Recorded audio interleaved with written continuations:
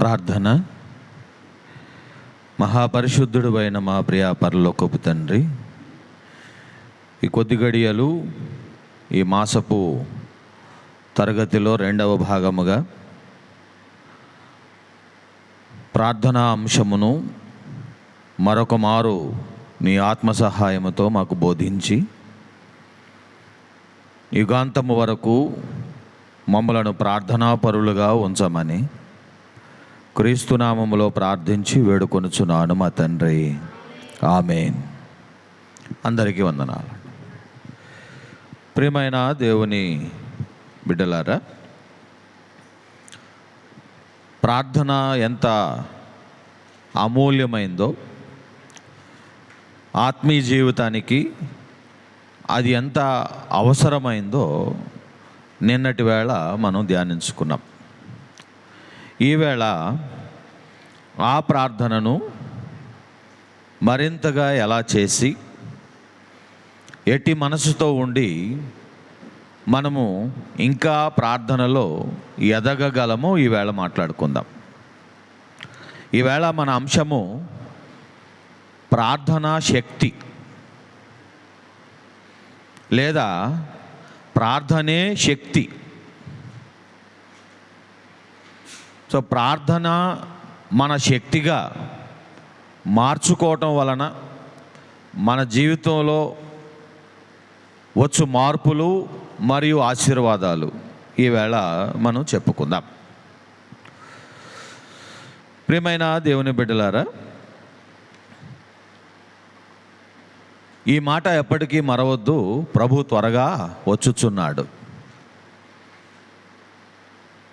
ఎంత పని భారము ఉన్నా, రోజు మొత్తం ఇంటి పనులు, బయట పనులు, వృత్తి ఉద్యోగంలో ఎంత నిమగ్నమై ఉన్నా రాకడ మరవటం దానంత పొరపాటు మరొకటి లేదు. ఒక రోజు మొత్తములో పదే పదే మనకు జ్ఞాపకం రావాల్సిన విషయం ప్రభు యొక్క రెండవ రాకడ. ఆయన ఏ జామున వస్తాడో, ఏ ఘడియన వస్తాడో తెలియదు. మనము ఆయన రాకడకు సిద్ధపడి ఉండటమే మన పని. ఇందుకు గాను రాకడకు సిద్ధపడి ఉండి ఆయన వచ్చినప్పుడు ఆయనతో కూడా ఉండే, ఆయనతో ఎత్తబడే భాగ్యం మనం ఎలా పొందగలం? వాక్యం లూకా సువార్త 18వ అధ్యాయం 8వ వచనంలో యేసు ప్రభు నోట ఈ మాట మనం వింటాం. ఆఖరి భాగం చూడండి. అయినను మనుష్య కుమారుడు వచ్చునప్పుడు ఆయన భూమి మీద విశ్వాసము కనుగొనునా? ప్రియమైన వారులారా, రాకడలో ప్రభు వచ్చినప్పుడు ఆయన భూమి మీద వెదికేది విశ్వాసము కొరకు, విశ్వాసుల కొరకు. ఆయన వచ్చేదే విశ్వాసుల కొరకు. హెబ్రీ పత్రిక 3వ అధ్యాయం 15వ వచనం ప్రకారం క్రైస్తవ జీవితం విశ్వాసముతో మొదలై విశ్వాసముతో ముగిసేది. మనము విశ్వసించటముతో మన యొక్క రక్షింపబడిన జీవితం ప్రారంభం. మనము నమ్మి రక్షించబడతాము, నమ్మి దేవుని బిడ్డలం అవుతాము. నమ్మినందుకు రక్షించబడి పాపాలు క్షమించబడుతున్నాయి. ఏ నమ్మకమైతే ప్రభు మీద ఉంచామో అది అనుదినము అనుక్షణము ఉంచి అంతము మట్టుకు ఆ విశ్వాసమును మనము కలిగి ఉంటేనే మనము రక్షింపబడతాము, క్రీస్తులో పాలివారమై ఉంటాము అని హెబ్రీ పత్రిక 3వ అధ్యాయం 15వ వచనం తేటగా చెబుతున్నది. ఏలయనగా మొదట నుండి మనకున్న దృఢ విశ్వాసము అంతము మట్టుకు గట్టిగా చేపట్టిన ఎడలనే క్రీస్తులో పాలివారమై యుందుము. కనుక విశ్వాసం ఉంటేనే ఎత్తబడతాం, విశ్వాసం ఉంటేనే రాకడలో ప్రభుతో ఉంటాం. ప్రభు వస్తున్నాడు, ఆయన వచ్చి కనుగొనేది విశ్వాసం. మరి విశ్వాసములో మనం ఎలా కొనసాగాలి, విశ్వాసమును ఎలా పెంచుకోవాలి? దేవుడు విశ్వాసమును పెంచుకోవటానికి, విశ్వాసమును స్థిరపరచుకోవటానికి మనకు భూమి మీద 2 యంత్రాలు ఇచ్చారు. మొదటి యంత్రం రోమాపత్రిక 10:17, వినుట వలన విశ్వాసము కలుగును, వినుట క్రీస్తును గురించిన మాట వలన కలుగును. యేసుక్రీస్తు గురించిన మాట వింటూ ఉండటం వలన, అట్టి బోధలు, ప్రసంగాలు, వాక్యాలు చదువుతూ, వింటూ, చెప్పించుకుంటూ, మరి దేవుని యొక్క వాక్య గ్రంథాన్ని రేయి పగలు ధ్యానిస్తూ దాని యందు ఆనందిస్తూ ఉండటం వలన మనలో విశ్వాసం ఉత్పత్తి అవుతుంది, మనలో విశ్వాసం జన్మిస్తుంది. గనుక ఈ ఉత్పత్తి అయిన విశ్వాసం, ఇలా మనలో తయారైన విశ్వాసం, దాన్ని జాగ్రత్తగా చూసుకోకపోతే యాకోబు భక్తులు అన్నారు, అది చనిపోతుంది అన్నారు. మృతమైన విశ్వాసము నిన్ను రక్షించదు. గనుక విశ్వాసమునకు చావు రాకుండా, అది ఆత్మ వలన, వాక్యం వలన మనలో పుట్టింపబడింది.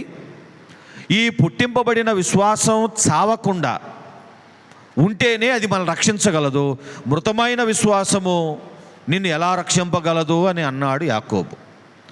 కనుక విశ్వాసమును బ్రతికించి దానిని సజీవంగా ఉంచుకోవటానికి, దాన్ని పెంచుకోవటానికి, ఆ విశ్వాసమును వాడుకోవటానికి, ఆ విశ్వాసమును వాడుకొని మన జీవితంలో అసాధ్యమైన, ఆశ్చర్యమైన క్రియలను జరిగించుకోవటానికి దేవుడు మనకిచ్చిన యంత్రం, 2వ యంత్రం పేరు ప్రార్థన.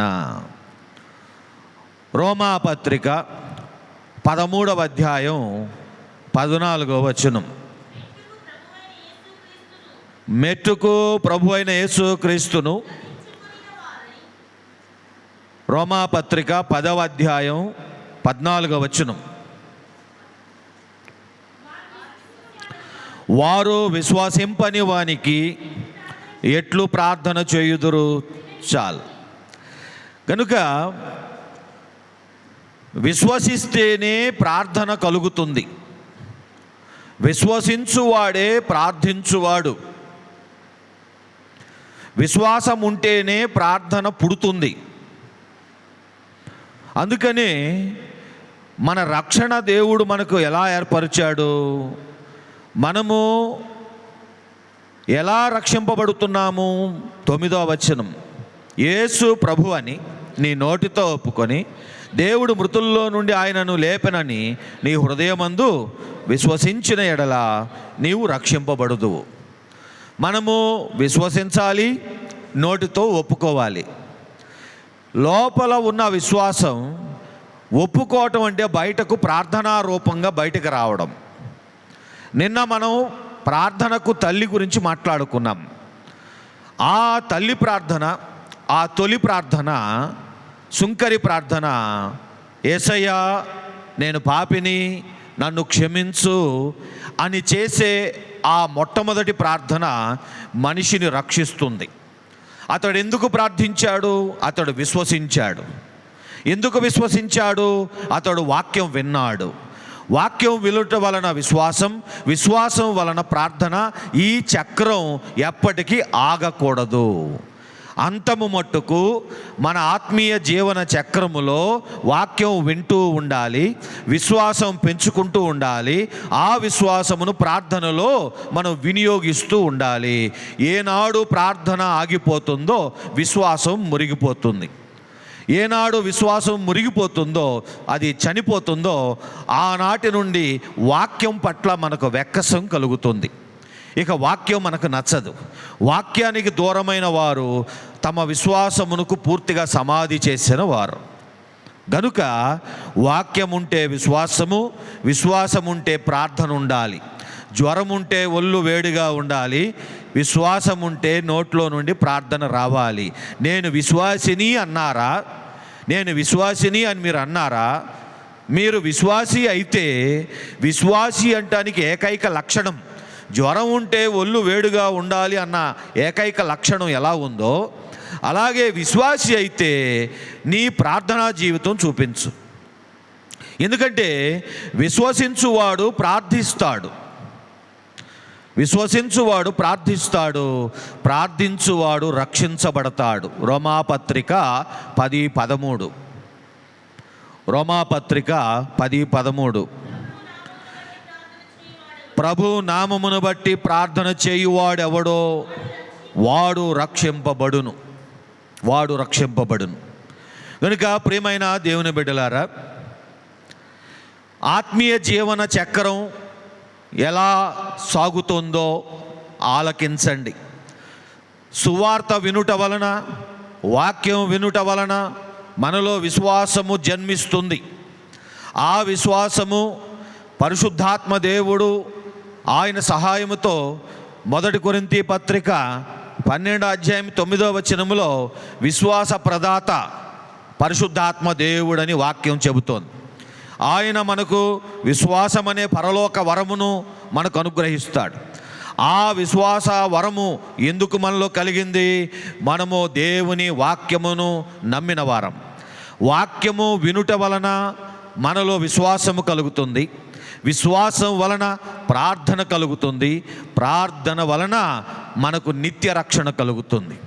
మనం ప్రార్థించినప్పుడల్లా దేవుడు మనలను మనుషుల నుండి రక్షిస్తాడు, పురుగుల నుండి రక్షిస్తాడు, పరిస్థితుల నుండి రక్షిస్తాడు, అపాయాల నుండి రక్షిస్తాడు, మనల్ని కీడు నుండి రక్షిస్తాడు, మన విషజ్వరాల నుండి రక్షిస్తాడు, మన ఆర్థిక ఇబ్బందుల నుండి రక్షిస్తాడు, హింసల నుండి రక్షిస్తాడు, తిట్లు కొట్లాటల నుండి రక్షిస్తాడు, మనల్ని చిక్కుల్లో నుండి రక్షిస్తాడు, మెట్టుకు పాపము నుండి రక్షిస్తాడు, సాతాను నుండి రక్షిస్తాడు, మనలను అపవాది తంత్రముల నుండి రక్షిస్తాడు, దుష్ట మనుషుల నుండి రక్షిస్తాడు, దుష్ట పరిస్థితుల నుండి రక్షిస్తాడు, చివరికి మనలను ఈ లోకము నుండి రక్షిస్తాడు, సాతాను నుండి రక్షిస్తాడు, మరణము నుండి రక్షిస్తాడు, అగ్నిగుండము నుండి రక్షిస్తాడు.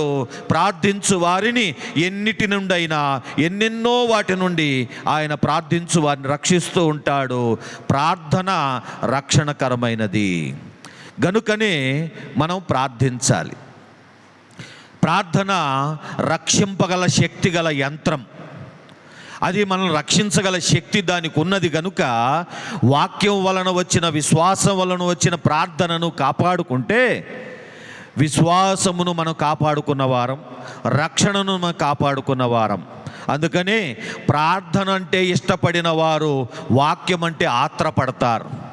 ఎందుకంటే ప్రార్థనకు ఇంధనము విశ్వాసము, విశ్వాసమును ఇచ్చేది వాక్యము. వాక్యం, విశ్వాసం, ప్రార్థన అనే త్రికోణం మన జీవితంలో మనం తప్పించుకోలేం. కనుక వాక్యం, విశ్వాసం, ప్రార్థన, ఈ సైకిల్, ఈ చక్రం ఎప్పటికీ తిరుగుతూనే ఉండాలి. వాక్యం వినాలి, విశ్వాసం పెంచుకోవాలి, ఆ పెరిగిన విశ్వాసంతో ప్రార్థన చేయాలి, ఆ ప్రార్థనతో రక్షణ పొందాలి. దేవుడు అనుదినము రక్షిస్తాడు, ప్రతి పూట రక్షిస్తాడు, ప్రతి గంట మనల్ని రక్షిస్తాడు. ప్రతి గంట ఎలా రక్షిస్తాడు? ప్రతి గంట ఎలా రక్షిస్తాడు?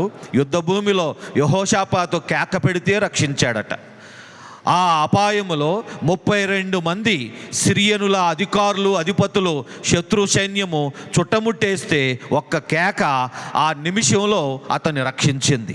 కనుక ప్రార్థన శత్రుమూక నుండి రక్షిస్తుంది, ప్రార్థన సాతాను నుండి రక్షిస్తుంది. కనుక ప్రార్థనకున్న అమూల్యత, ప్రార్థనకున్న బలం మనం తెలుసుకున్నామా? మనం మళ్ళీ మొదలకెళ్ళి వాక్యాన్ని ప్రేమిస్తాం, వాక్యం వినటానికి ఆత్రపడతాం, వాక్యం చదవడానికి ఇష్టపడతాం. ఎందుకంటే వాక్యం చదవని వారికి ప్రార్థనా జీవితం ఉండదు, ప్రార్థన మనస్సు ఉండదు, ప్రార్థన మీద ఇష్టత ఉండదు. వాళ్ళు వాక్యం చదవని వారు ప్రార్థన ఎప్పుడు చేస్తారంటే బాధ వచ్చినప్పుడు మాత్రమే చేస్తారు, నొప్పి వచ్చినప్పుడు మాత్రమే చేస్తారు, రోగం వచ్చినప్పుడు మాత్రమే చేస్తారు, కష్టం వచ్చినప్పుడు మాత్రమే చేస్తారు, అపాయం వచ్చినప్పుడు మాత్రమే చేస్తారు. మొత్తం మీద అవసరం వస్తే ప్రార్థన చేస్తారు. దేవుడు అవకాశవాదులను అవసరానికి వాడుకొని వదిలేసేవారిని ఇష్టపడడు. అనుదినము ఆయనతో సహవాసము కలిగి ఉండటానికి ఇష్టపడేవారినే ఆయన ప్రేమిస్తాడు. గనుక మనము ప్రభు మనకు ఆజ్ఞాపించినది ఎడతెగక ప్రార్థించుడి. ఎడతెగక ప్రార్థన చేయాలి. అవసరం వచ్చినప్పుడు కాదు, కష్టం వచ్చినప్పుడు కాదు, బుద్ధి పుడితే కాదు, మనము ఎడతెగని ప్రార్థన చేయాలి అనంటే, ఈ చక్రం ఆగకుండా సాగుతూ రోజూ ప్రార్థన జరగాలి అనంటే వాక్యం వినాలి, విశ్వాసం పెంచుకోవాలి, ఆ యొక్క విశ్వాసముతో ప్రార్థన చేయాలి. ఆ ప్రార్థన చేస్తూ ఉంటే దేవుడు ఎన్నెన్నో వాటి నుండి మనకు తెలియకుండా, అవి మన దరిదాపుల్లోకి రాకుండానే ఆపేసి మనకు తెలియకుండా రక్షిస్తూ ఉంటాడు. ఎన్నిటి నుండి రక్షించాడో కూడా మనకు తెలియదు. ఆ విధంగా అదృశ్య శక్తిగా ప్రార్థన మన చుట్టూ ఉండి ఒక రక్షణ కవచముగా ఉంటుంది. ప్రార్థన మన ప్రహరీ గోడ. ప్రార్థన లేని వారు ప్రహరీ లేని జీవితం జీవిస్తున్నవారు. ప్రహరీ లేని జీవితం దానంత భయంకరం ఇంకొకటి లేదు. కనుక ప్రియమైన దేవుని బిడ్డలారా, మనము ప్రార్థించాలి. ప్రార్థన మనసు, విశ్వసించే మనసు ఎప్పుడు వస్తుంది అని అంటే తగ్గింపు ఉన్నప్పుడు. తగ్గింపు అనే ఆత్మఫలం మనలో లేనప్పుడు, వినయము, సాత్వికమనే, దీర్ఘశాంతమనే ఆత్మఫలాలు మనలో లేనప్పుడు ప్రార్థించడానికి మనసు ఒప్పదు.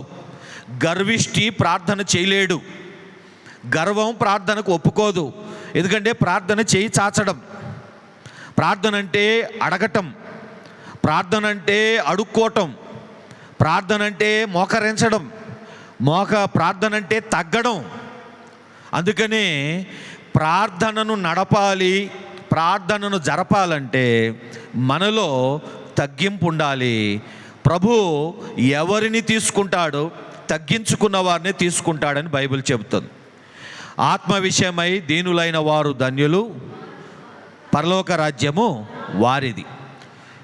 గనుక మనము ఇప్పుడు ఒక చిక్కులో పడ్డాం.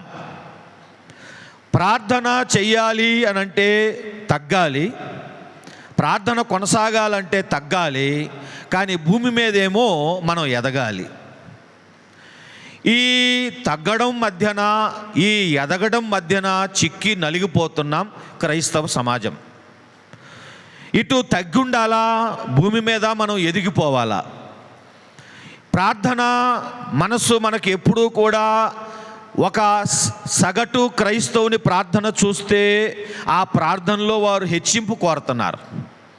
ప్రభువా మమ్మల్ని హెచ్చింపు, మేము అట్టడుగునున్నాము, మేము దిగజారు ఉన్నాము, మేము దిగునున్నాము, మమ్మల్ని పైమెట్టుకు ఎక్కించు అని ఎక్కించమని అడుగుతున్నాం దేవుని. తగ్గింపుకి హెచ్చింపుకి మధ్యన నలుగుతున్నాం. అయితే దేవుడేమో తగ్గించుకున్న వారిని హెచ్చిస్తాడట, కానీ మనిషికి హెచ్చింపు పడదట కదా. సామెతల గ్రంథంలో 30 అధ్యాయం 8వ వచనంలో జ్ఞాని అంటాడు, ఎక్కువైతే మనిషి చెడిపోతాడంట కదా. ఎక్కువైతే మనిషి మదించి గర్వించి దేవుని విసర్జించి మరచి దేవుని దూషిస్తున్నాడంట కదా. గనుక ఇశ్రాయేలీలకు కూడా మోషే భక్తుడు ద్వితీయోపదేశకాండం 4వ అధ్యాయంలో మీరు మదించి యెహోవాను మరుస్తారేమో జాగ్రత్త, మీరు వాగ్దాన భూమిలోని ప్రవేశించాక అన్నీ కలిగాక మీరు యెహోవా దేవుని మదించి మరుస్తారేమో, అలా చేయకండి అని ఆయన ఆనాడే హెచ్చరించాడు. గనుక ప్రార్థనేమో మనం హెచ్చింపుకు అడుగుతున్నాము. హెచ్చింపు అడిగేటప్పుడు పోయేది తగ్గింపు. తగ్గింపు పోతే ప్రార్థన చెడుతుంది, తగ్గింపు పోతే భక్తి చెడుతుంది, తగ్గింపు పోతే రాకడలో మనం విడవబడతామేమో. ఎందుకంటే దేవునికి గర్విష్ఠులు నచ్చరు. మానవుల్లో గర్వం ఉంటే దేవునికి మానవుల్లో గర్వం నచ్చదు. ఎందుకంటే గర్వానికి నరుడు సూట్ అవ్వడు. ఎందుకంటే నరుడు ఊపిరి వంటి వాడు, నరుడు బుడగ వంటి వాడు, నరుడు ఆవిరి వంటి వాడు, నరుడు గడ్డి పువ్వు వంటి వాడు. గనుక నరుడు గర్విస్తుంటే తమాషాగా ఉంటుంది. ఇంతలో కనపడి అంతలో మాయమైపోయాడు. ఆ కాసేపుకి ఎగిరెగిరి పడతా ఉంటే పరలోకమందున్న దేవునికి నవ్వులాటగా ఉంటుంది. ఓ దీపం లాంటోడివి, పువ్వు అంటే ఆరిపోయే జీవితం నీది. ఆ చిన్న గాలికి ఆరిపోయే జీవితానికి నువ్వు ఎగిరెగిరి పడుతున్నావు.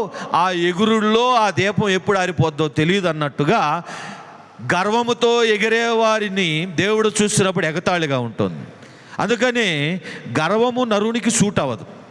అందుకనే ప్రార్థన చేయాలి, తగ్గింపు కాపాడుకోవాలి, హెచ్చింపు సంపాదించాలి. గ్రహిస్తున్నారా?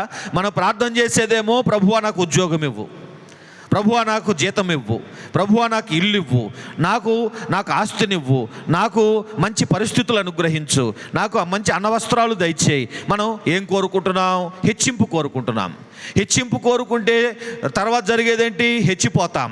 హెచ్చిపోతే తగ్గింపు వదిలేస్తాం, తగ్గిపోవటం మర్చిపోతాం. ఎప్పుడైతే తగ్గింపు వదిలేసామో హెచ్చింపు పొందుకున్నాం, కానీ తగ్గింపు వదులుకున్నందుకు పరలోకం వదులుకుంటాం. ఎందుకంటే తగ్గించుకున్న వారికే పరలోకం, తగ్గున్న వారికే పరలోకం, దీనులకే పరలోకం. పరలోకపు గేటులోనికి ఎవరు ప్రవేశించగలరు? దేవుడు ఒక్కడే అతిశయపడదగిన వాడు పరలోకములో. ఎందుకంటే ఆయన సర్వశక్తిమంతుడు, ఆయన సర్వజ్ఞాని. కనుక ఆయన అతిశయిస్తే చూడటానికి ముచ్చటగా ఉంటుంది. ఆయన సింహాసనం మీద కూర్చుంటే, ఆయన గొప్పగా మాట్లాడుతుంటే, ఆయన్ని ఎవరైనా గొప్పగా పొగుడుతుంటే చూడముచ్చటగా ఉంటుంది. పరలోకములో నరుడు తగ్గాలి, పరలోకం వెళ్ళాలంటే నరుడు తగ్గాలి. గనుక మన ప్రార్థనలో ఉన్న వైరుధ్యం ఏమిటా అంటే, మనమేమో ప్రార్థిస్తూ హెచ్చింపు కోరుకుంటున్నాం. హెచ్చింపు కోరేటప్పుడు మనం తగ్గింపును పదిలపరుచుకోవాలి, తగ్గింపును కాపాడుకోవాలి. కనుక ప్రార్థన వలన మనము ఏదైతే ఉండి ప్రార్థించామో అది కాపాడుకోపోతే, అంటే తగ్గింపు ఉండి ప్రార్థన స్టార్ట్ చేశాం, ప్రార్థన తగ్గింపు ఉంటేనే ప్రార్థన వస్తుంది. అడుక్కునే మనస్సు, రెండు చేతులు చాచే మనస్సు, తగ్గింపు మనసు ఉండటం వల్ల ప్రార్థన స్టార్ట్ చేశాం. కానీ ప్రార్థన వల్లే ఈ ఆశీర్వాదాలన్నీ వచ్చాయి. ఇప్పుడు తగ్గింపు వదిలేసి గర్వం తెచ్చుకున్నామా, ప్రార్థన ఆగిపోతుంది. గర్వం ఉంటే ప్రార్థన రాదు. కనుక మనం ఏ విధంగా ఈ యొక్క పొరపాటు మన ఆత్మీయ జీవితంలో జరగకుండా దీన్ని మనం అరికట్టగలం? తగ్గింపును హెచ్చింపబడ్డా కూడా మనలో మనం ఎలా కాపాడుకోగలం? ప్రభు ఎలా అన్నారు? ఎవడు గొప్పవాడు అనే ఒక ప్రశ్న అడిగారు యేసు ప్రభు. లూకాసు వార్త 22వ అధ్యాయం 26వ వచనం. ఎవడు గొప్పవాడు?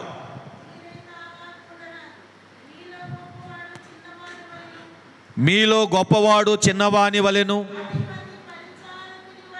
అధిపతి పరిచారకుని వలె ఉండవలెను. గనుక గొప్పవాడు ఏమై ఉండాలి? దేవుని దృష్టిలో చిన్నవాడై ఉండాలి, పరిచారకుడై ఉండాలి, దాసుడై ఉండాలి. మీలో గొప్పవాడై ఉండుగోరువాడు దాసుడై ఉండాలి అని మత్తయి సువార్త 20వ అధ్యాయం 26-7లో ప్రభు చెప్పారు. గనుక ఎవరైతే గొప్పవారు అవ్వాలనుకుంటున్నారో వారు తగ్గాలి, తగ్గుండాలి అని ప్రభు చెప్తున్నారు. మనము తగ్గాలి. గనుక ప్రియమైన దేవుని బిడ్డలారా, ఈ భూమి మీద హెచ్చింపబడటానికి చాలా దారులు ఉన్నాయి. మొట్టమొదటి దారి, మనుషులందరికీ బాగా ఇష్టమైన దారి, కష్ట మార్గం. సామెతల గ్రంథం 14వ అధ్యాయం 23వ వచనంలో జ్ఞాని చెప్పినట్లుగా కష్ట మార్గము అని అంటే చేతులతో కష్టపడటం, కష్టార్జితం. ఏ కష్టము చేసినా లాభమే కలుగును. కనుక కష్టపడటం అన్నిటికంటే శ్రేష్టమైన మార్గం. దోపిడీ చేయకుండా, అబద్ధాలు చెప్పి మోసాలు చేసి, ఎదుటివారిది దొంగలించకుండా, దోచుకోకుండా, లాక్కోకుండా మనము న్యాయంగా సంపాదించే ఏకైక మార్గం కష్టపడితే వచ్చే మార్గం. ఇది మనము సొంత బలం మీద ఆధారపడి చేస్తే వచ్చే హెచ్చింపు. ఇది మొదటి మార్గం, బైబిల్లో దేవుడు మనకు చెప్పిన మార్గం. రెండవది, మనుషులందరికీ బాగా ఇష్టమైన మార్గం, ఇప్పుడు వెంటాడుతున్న మార్గం జ్ఞాన మార్గం. హెచ్చింపబడటానికి, ఎదిగిపోవటానికి కష్టము కంటే జ్ఞానం గొప్పది అని సొలొమోను ప్రసంగి గ్రంథం 7:11-12 చెప్పాడు. జ్ఞానం వలన కష్టం తగ్గుతుంది. సునాయాసంగా, సులభంగా మనము ఈ భూమి మీద కలిగిన వారంగా, ఐశ్వర్యవంతులంగా లాభం పొందవచ్చు. కష్టం వలన లాభం కలుగుతుంది, జ్ఞానం వల్ల లాభం కలుగుతుంది. కనుక బాగా చదివి, బాగా పై చదువులు చదివి జ్ఞానం సంపాదించి, ఆ జ్ఞానంతో ఉన్నత స్థాయి అధికారులుగా, ఉద్యోగస్తులుగా, వృత్తిపరులుగా మారి గొప్ప లాభం సంపాదించవచ్చు. అదొక దారి ఉంది. చాలామంది ఈ కష్ట మార్గాన్ని నమ్ముకున్నారు, రేయి పగలు కష్టపడుతున్నారు.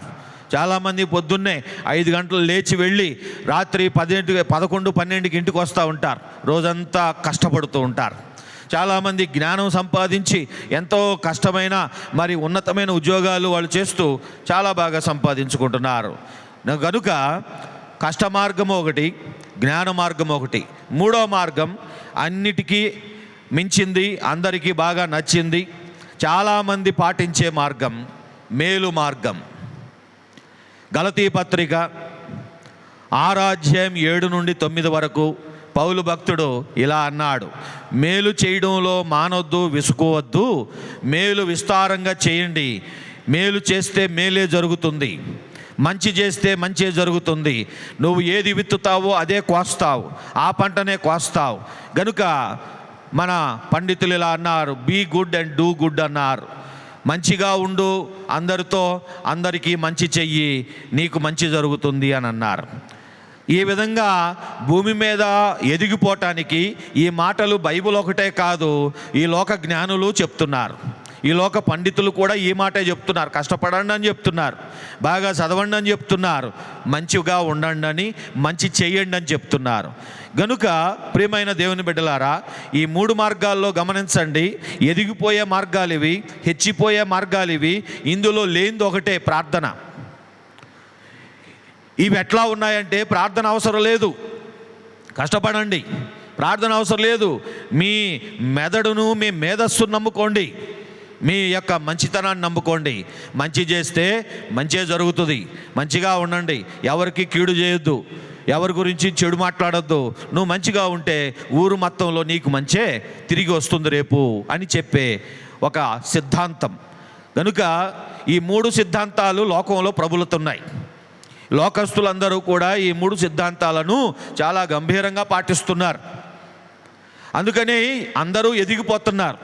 మీరు ఎక్కడ ఉన్నవారైనా, ఏ ఊళ్ళో, ఏ వీధిలో ఉన్నవారైనా అటు ఇటు చూస్తే అక్కడ కట్టుకున్న బిల్డింగ్లు, వారు సంపాదించుకున్న ఆస్తులు అందరూ ప్రార్థన చేస్తేనే వచ్చాయనుకుంటున్నారా? ప్రార్థన చేసే అందరూ పెద్ద పెద్ద బిల్డింగ్లు, ప్రార్థన చేసే మన దేశంలో ఉన్న అపర కోటీశ్వర్లు ప్రార్థనతో కోటీశ్వర్లు అయ్యారా?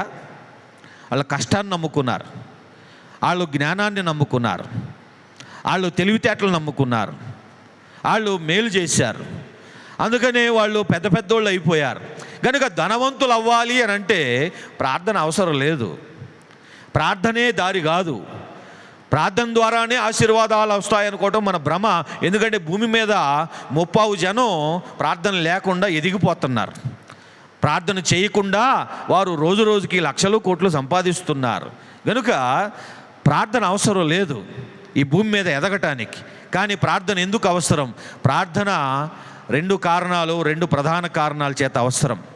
ప్రార్థించువారు కేవలం ఈ భూమి మీదే కాదు, క్రొత్త భూమిలో కూడా ఉండాలని ఉన్నవాడు మాత్రమే ప్రార్థన చేస్తాడు.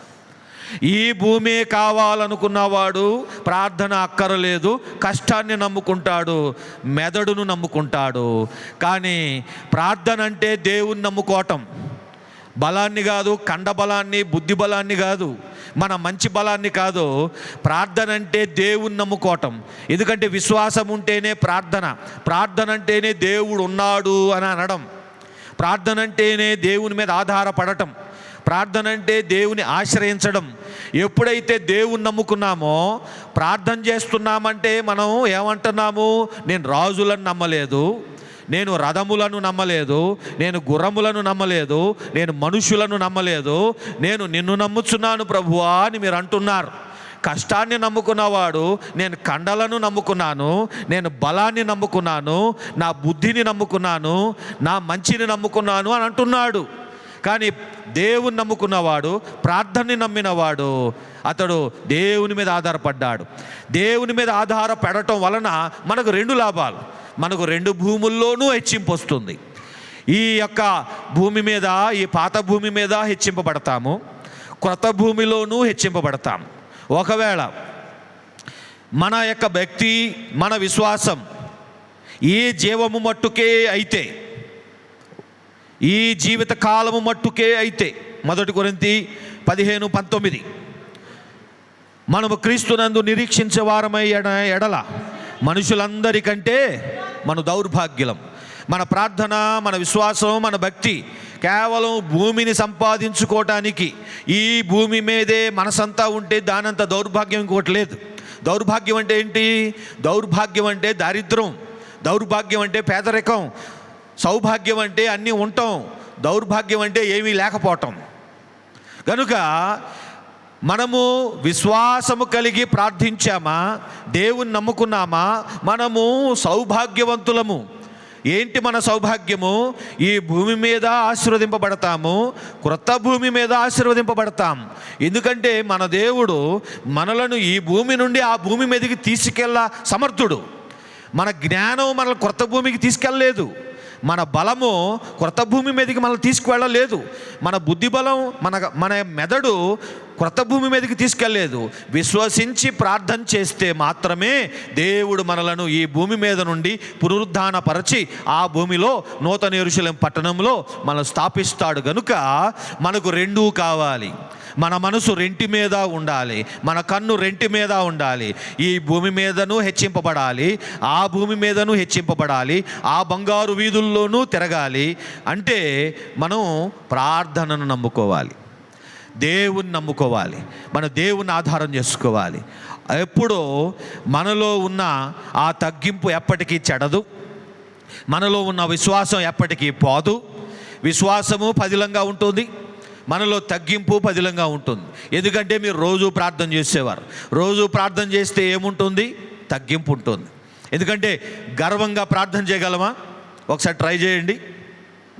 ఇలా గుండెలు అలా వేసుకొని 2 గుండీలు తీసేసి ఛాతీ చూపించుకుంటా 2 చేతులు అలా పెట్టుకొని కొంచెం గర్వంగా ఉండి ప్రార్థన చేయగలమా? గర్వానికి ప్రార్థనకి సూట్ అవ్వదు, గర్వానికి ప్రార్థనకి సెట్ అవ్వదు. కనుక ప్రార్థన అంటే ఒదిగుండాలి, ప్రార్థన అంటే తగ్గుండాలి, ప్రార్థన అంటే కొంచెం గూని రావాలి, ప్రార్థన అంటే నడుము వంచాలి, ప్రార్థన అంటే నేల కొరగాలి, ప్రార్థన అంటే చెయ్యి చాచాలి. గర్విష్టి చెయ్యి చాచడం. గర్విష్ఠుడు ఎవరిని అడగడు, ఎవరిని అడగటానికి ఇష్టపడడు. అందుకని వాళ్ళ కష్టాన్ని నమ్ముకుంటారు, అందుకని వాళ్ళ జ్ఞానాన్ని నమ్ముకుంటారు. ఎందుకంటే ఇక్కడ తగ్గాల్సి ఉంటుంది. కనుక తగ్గింపు ఉంటే మన లాభం ఏంటి? పరలోక ప్రవేశం దొరుకుతుంది, పరలోక రాజ్యం వారిది. ఆత్మ విషయమై దీనులైన వారు ధన్యులు, పరలోక రాజ్యం వారిది. కనుక మనకి దీనత్వము కావాలి, మనకు దీనత్వము కావాలి, హెచ్చింపు కావాలి. హెచ్చింపు కావాలి, దీనత్వము కావాలంటే ప్రార్థన కోరుకోవాలి. ప్రార్థన లేకపోతే మనం రెండూ పోగొట్టుకుంటాం. అందుకనే ప్రార్థన ఉంటే పరలోకానికి కావాల్సిన తగ్గింపు ఉంటుంది, పరలోకానికి కావాల్సిన విశ్వాసము ఉంటుంది. ఎందుకంటే ప్రార్థనకు రావాలంటే విశ్వాసం తెచ్చుకోవాలి, విశ్వాసం పెంచుకోవాలి. ఎంత విశ్వాసము అంత ప్రార్థన చేయగలం. ఎందుకంటే ఈ యొక్క చెట్టును, ఈ మ్రానును వ్రేళ్లతో సహా పెకలించి వెళ్ళి సముద్రంలో పడు అంటే వెళ్ళి పడుతుందట. ఈ కొండ అది వెళ్ళి సముద్రంలో పడు అంటే వెళ్ళి పడిపోతుందట. గనుక విశ్వాసం ఉంటే గొప్ప పనులు చేయగలం. కనుక ఎంత విశ్వాసం ఉండి ప్రార్థన చేస్తే అంత గొప్ప కార్యాలు జరుగుతాయి. అందుకనే మనం ప్రార్థనను నమ్ముకున్న వారం, బలాన్ని నమ్ముకున్న వారం కాదు, జ్ఞానాన్ని నమ్ముకున్న వారం కాదు, లోకాన్ని నమ్ముకున్న వారం కాదు. కనుక ప్రార్థనని నమ్ముకుంటే మనలో జరిగేదేంటి? అందరికీ ఒక లెక్క, ప్రార్థన చేసేవారికి ఒక లెక్క. అందరిది ఒక లెక్కలో జరుగుతుంది. అందరిది ఎలా జరుగుతుంది? అందరిది ఎలా జరుగుతుంది అంటే డాక్టర్ గారు ఏ రిపోర్ట్ ఇచ్చాడో ఆ రిపోర్ట్ ప్రకారం వాళ్ళది జరుగుతుంది. మన లెక్క ఎలా ఉంటుందంటే డాక్టర్ గారు ఇచ్చే రిపోర్ట్ ఏమో నువ్వు అయిపోతావని చెప్తాడు. మనం ప్రార్థన చేస్తాం కనుక మనం అయిపోము, ఇంకా ఎదిగిపోతాం. అది ఆ గెడ్డ మాయమైపోద్ది, ఆ నొప్పి మాయమైపోద్ది, ఆ రోగమే లేదని రిపోర్ట్లు వస్తాయి. కనుక ప్రార్థన చేస్తే లోకమంతటికి ఒక లెక్క నడుస్తూ ఉంటుంది, మన లెక్కలే మారిపోతాయి. ప్రార్థన చేస్తే వ్యవహారం మారిపోద్ది. ఈ లోకం ఒకటి చెప్తుంది, మనము ఒకటి జరుగుతుంది. మన జీవితంలో అందరిది ఒకలాగా వెళ్తూ ఉంటుంది, మనొక్కరిదే ఇంటర్వ్యూ ఒకలాగా ఉంటుంది, మనొక్కరిదే అపాయింట్మెంట్ ఇంకొకలాగా ఉంటుంది. అందరిది న్యాచురల్ ప్రాసెస్లో వెళ్తుంది, మనది సూపర్ న్యాచురల్ ప్రాసెస్లో జరుగుతుంది, మనది దైవిక క్రమంలో జరుగుతుంది. ఎందుకంటే మనము ప్రాకృతిక క్రమాన్ని నమ్ముకోవాలా, కష్టాన్ని నమ్ముకోవాలా, మనం ఈ న్యాచురల్ ప్రాసెస్ను నమ్ముకోవాలా. మనం ప్రార్థన నమ్ముకున్నాం కనుక ప్రార్థన నమ్ముకోవటం, ప్రార్థన చేయడము, ప్రార్థన మీద దేవునిలో ఆశ్రయించడము, మనం అద్భుతాలు కోరుకుంటున్నాం. ప్రార్థించడం అంటేనే అద్భుతం కోరుకోవటం, ప్రార్థించడం అంటేనే మిరకల్ కోరుకోవటం. మనము సాధారణమైన క్రమం, అందరూ చదివి పాస్ అయ్యి అందరికీ ర్యాంక్ వచ్చి వాళ్ళకి ఇంటర్వ్యూ వచ్చి వాళ్ళకి అపాయింట్మెంట్ వచ్చి అందరిది ఒక క్రమంలో నడుస్తుంది. మనదంతా కూడా ఎక్కడో మనం దాన్ని బైపాస్ చేసేస్తాం, ఎక్కడో ఒక అద్భుతం జరుగుతుంది, అసలు మనకు రాకూడదు కానీ వచ్చేస్తుంది. అది ఎట్లా జరిగింది? అందుకనే ప్రార్థించిన వారు కార్యం జరగాక వాళ్ళ సాక్ష్యం చెబుతుంటే వినేవాళ్ళు నోరు అప్పగించుకుంటారు. ఎందుకంటే ఇలా జరగకూడదు. అది ఎట్లా జరిగింది? నీకెందుకు అలా జరిగింది? నీకు సీట్ రాకూడదు. అసలు నీకు సీట్ ఎలా వచ్చింది? అసలు ఎట్టి పరిస్థితుల్లోనూ ఏ విధంగా ఆలోచించినా నీకు సీట్ రాకూడదు, నీకు ఈ ఉద్యోగం రాకూడదు, నీకు ఈ వివాహం జరగకూడదు, నీకు ఈ కార్యం జరగకూడదు. ఏ రకంగా మానవ జ్ఞానంతో ఆలోచించినా ఇది జరగకూడదు. కానీ దేవుడు దాన్ని సాధ్యపరుస్తాడు. ప్రార్థించడం అంటే అసాధ్యమని లోకం ఏదైతే చెబుతుందో, ఇది జరగదు, ఇలాంటిది ఎప్పటికీ జరగదని లోకం ఎప్పుడైతే దానికి పేరు పెడుతుందో, ఆ అసాధ్యమైంది దేవుడు జరిగించడం ప్రార్థన. కనుక ప్రార్థించే వారి జీవితంలో ఏం జరుగుతాయి? ప్రార్థించే వారి జీవితంలో అన్నిటికంటే ముందు అసాధ్యమైనవి జరుగుతాయి. రెండవది ఆశ్చర్యమైనవి జరుగుతాయి. ఆశ్చర్యమైనవి జరుగుతాయి. ప్రార్థించే వారి జీవితంలో ఊహాతీతమైనవి జరుగుతాయి. అంటే మానవుని కల్పనకు, మానవుని ఊహకు ఎప్పటికీ దొరకని అందని విధంగా మన జీవితంలో కార్యాలు జరుగుతాయి. ఆశ్చర్యమైనవి జరుగుతాయి, అసాధ్యమైనవి జరుగుతాయి, అద్భుతమైనవి. అద్భుతం అంటే కంటికి అది చూడడానికి అబ్బురపరిచేదిగా ఉంటుంది. అద్భుతము అని అంటాం దాన్ని, వండర్ఫుల్. అద్భుతాలు జరుగుతాయి, అద్భుతాలు జరుగుతాయి. ప్రార్థించే వారి జీవితంలో వాళ్ళు ప్రార్థన చేసేటప్పుడు కూడా అనుకొననివి జరుగుతాయి, ఊహించనివి జరుగుతాయి. మనం ఒకటి ఊహించుకుంటాం, లోకం ఎలాగో ఊహించదు, మనం ఇంత మట్టుకు ఊహించుకుంటాం, మనం ఇలా జరుగుతుందని అనుకుంటాం. ప్రార్థన చేసేవారికి వాళ్ళు ఎప్పుడు అనుకొననివి జరుగుతాయి. నాకు ఇలా జరుగుతుందని నేను అనుకోలేదు అని మీరు రేపు సాక్ష్యం చెప్తారు. నేను ఎప్పుడు అనుకోలేదు. రెండవది, నేను ఎప్పుడు ఊహించలేదు. కొన్నిసార్లు అనుకోవటం అది ఎలాంటిదంటే లెక్క ప్రకారంగా వెళ్తుంది. ఊహ లెక్క ప్రకారంగా ఉండదు. ఊహ ఎప్పుడు హద్దులు దాటుతుంది. మనం హద్దులు దాటి ఆలోచించిన మన ఊహల్లోది కూడా జరగదు. ఊహాతీతమైనవి జరుగుతాయి, అనుకొననివి జరుగుతాయి, ఊహించనివి జరుగుతాయి, ఊహాతీతమైనవి జరుగుతాయి, ఆశ్చర్యమైనవి జరుగుతాయి, అవి అసాధ్యమైనవి జరుగుతాయి, అద్భుతమైనవి జరుగుతాయి, ఆఖరిది గొప్పవి జరుగుతాయి, గొప్ప కార్యములు జరుగుతాయి, గ్రేట్ థింగ్స్. అది ఎవ్వరూ దాన్ని కిందికి లాగలేరు. గొప్ప అంటే ఎత్తులో ఉంటాయి, ఎవ్వరూ దాన్ని కిందకి లాగలేరు. ఎత్తైన కార్యాలు జరుగుతాయి. గ్రేట్ అంటే ఎత్తైన కార్యాలు, ఎత్తైన కార్యాలు మనల్ని ఎత్తుకు తీసుకెళ్ళిపోతాయి. గనుక ప్రార్థిస్తే వచ్చే ఇంత గొప్ప లాభం ఉన్నప్పుడు మనం ప్రార్థన మానకూడదు, ప్రార్థన వేడకూడదు. కానీ నా 26-27 సంవత్సరాల సేవా జీవితంలో నా అనుభవం ఏంటంటే స్టైల్ ఇలా నడుస్తోంది. కష్టం వస్తే ముందు ప్రార్థన మానేస్తారు, ఇబ్బందులు వస్తే ముందు చర్చి మానేస్తారు. ముందు ప్రార్థన మానేసి ఏమంటారంటే, ఇంతకాలం వెళ్తే నాకు దేవుడు ఏం చేశాడు, ఈ దేవుడు ఇంతకాలం వెళ్ళినందుకు నాకు ఈ కష్టమా, ఆయన తెచ్చేది, ఆయన ఇచ్చేది. కనుక వాళ్ళకి ఏదో చిన్న పరీక్ష వస్తే చాలు, చిన్న ఎండ దెబ్బ ఆ విత్తనానికి, ఆ రాతి మీద పడ్డ, ఆ రాతి నేల మీద పడ్డ విత్తనం లాంటి మనుషులు వీళ్ళు, ముళ్ళ కంచెల్లో పడ్డ విత్తనం లాంటి వాళ్ళు వీళ్ళు. చిన్న ముళ్ళు గుచ్చుకుంటే చాలు, చిన్న ఎండ వేడి మీద తగిలితే చాలు మాడిపోయే రకాలు వాళ్ళు. వెంటనే ముందు మానేసేది ప్రార్థన. కనుక ఆరెవరో భక్తులు అన్నారు, ప్రార్థన అంటే ఊపిరి అన్నారు. ప్రార్థన అంటే ఆత్మీయ జీవితానికి, మన ఆత్మకు పరిశుద్ధాత్మ మనకిచ్చిన ఊపిరి. ఆత్మీయ జీవితంలో ప్రార్థన చేయటం మానేసటం, ఊపిరి ఆడటం మానేయటం. మనం ఊపిరి తీసుకోవటం మానేయటం. ఊపిరి తీసుకోవడం మానేస్తే చచ్చిపోతారు కదా. కనుక ఆత్మీయ జీవితంలో మనం ఊపిరాడాలి. ఎంత కష్టం వచ్చినా ఏదైనా మానాలి.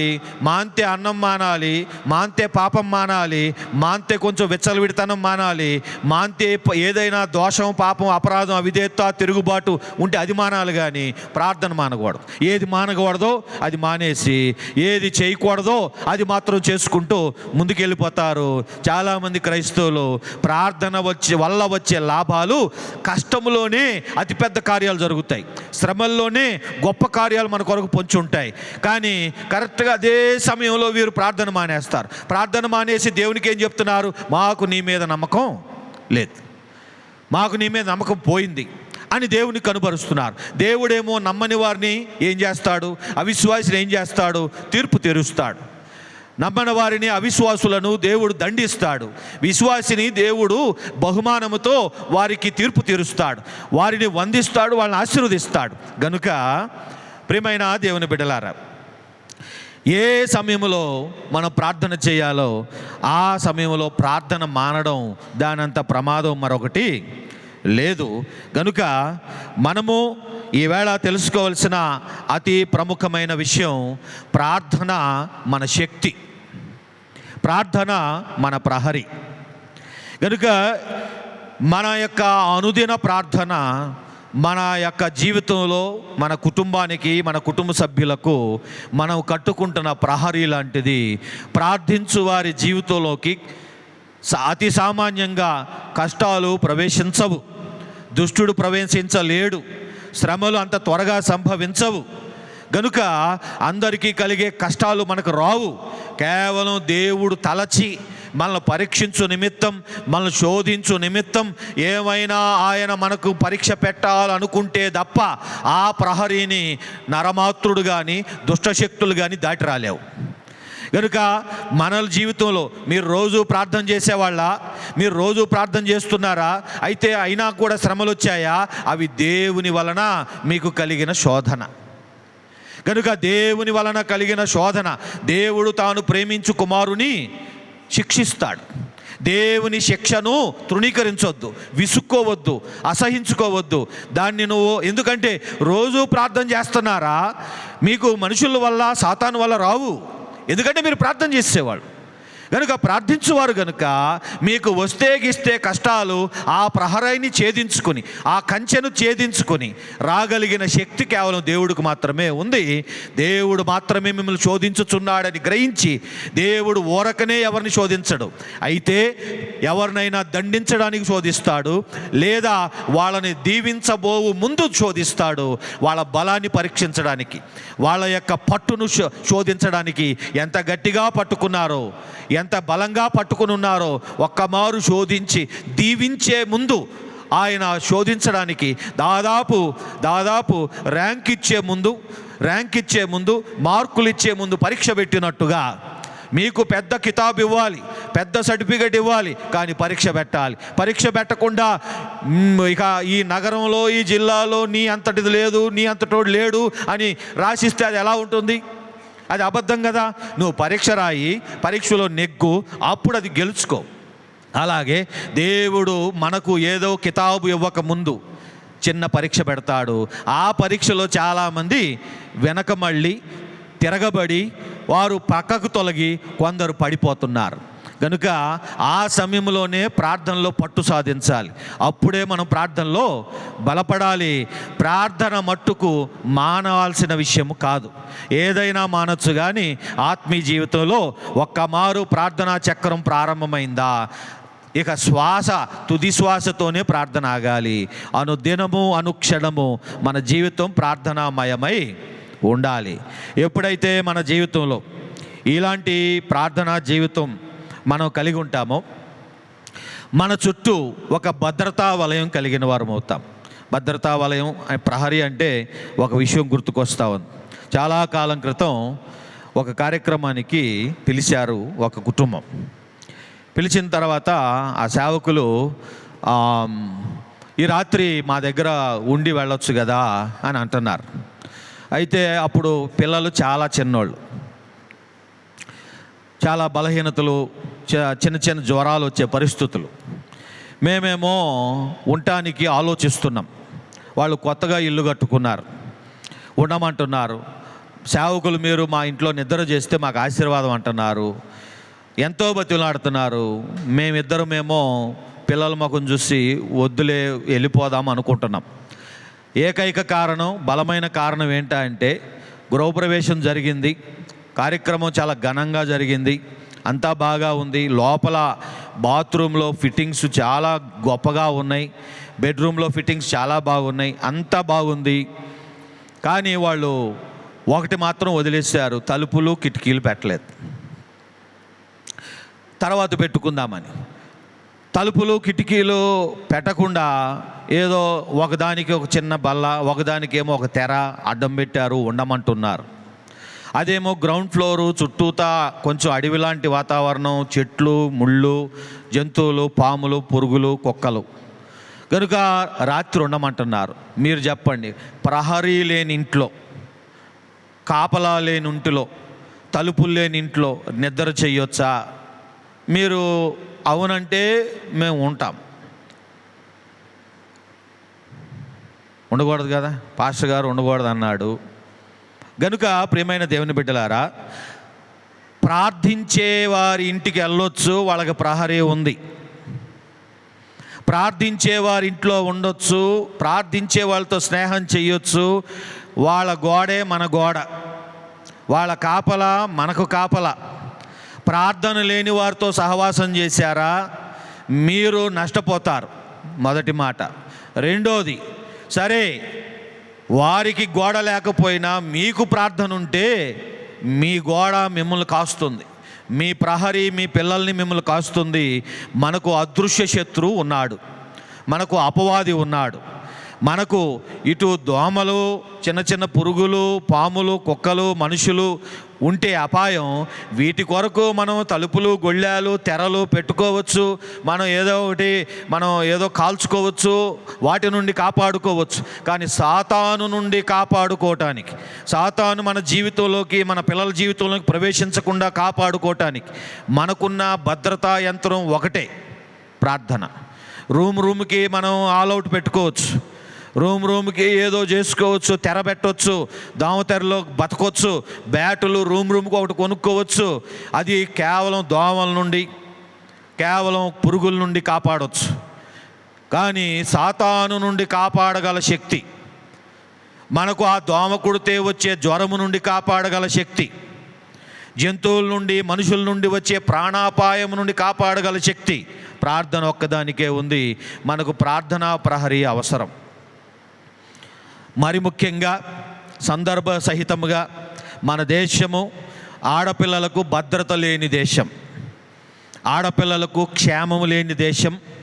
కనుక చాలా రకాలుగా మనం వార్తల్లో అనేకమైన ఆడపిల్లల మీద, చిన్న పిల్లల మీద మనం అనేక రకాల ఈ నేరాలు, మనం తప్పులు జరగటం వింటున్నాం, చూస్తున్నాం. ఘోరమైన విషయం ఏంటంటే ఆడపిల్లలకు చాలా వరకు ఇళ్లల్లోనే భద్రత లేదు, సొంత ఇళ్లల్లోనే సొంత మనుషుల నుండే భద్రత లేదు. ఇక అత్తగారింట్లో అయితే 1000 సంవత్సరాల నుండో 1000 సంవత్సరాల నుంచి భద్రత లేదు. కనుక అత్తగారిళ్లల్లో కోడళ్ళకి అనేక రకాల హింసలు నడుస్తూనే ఉన్నాయి. ఈ రోజుల్లో కుమార్తెలకు కూడా సొంత ఇంట్లోనే కష్టాలు మనం వింటూ ఉన్నాం, వార్తల్లో చదువుతూ ఉన్నాం. గనుక ప్రియమైన దేవుని బిడ్డలారా, మన పిల్లలకు నేర్పాల్సింది ప్రార్థన, వాళ్ళకు కావాల్సింది ప్రార్థన భద్రత, వాళ్ళకు ఉండాల్సింది ప్రార్థన ప్రహరీ. మనం వెంటే తిరగలేం, బడికి పంపగలం కానీ వెనకాల బడికి వెళ్ళలేం. బడిలో దుష్టులు ఉంటారు, బడిలో దుష్ట విద్యార్థులు ఉంటారు, దుష్ట అధ్యాపకులు ఉంటారు, దుష్ట పనోళ్ళు ఉంటారు.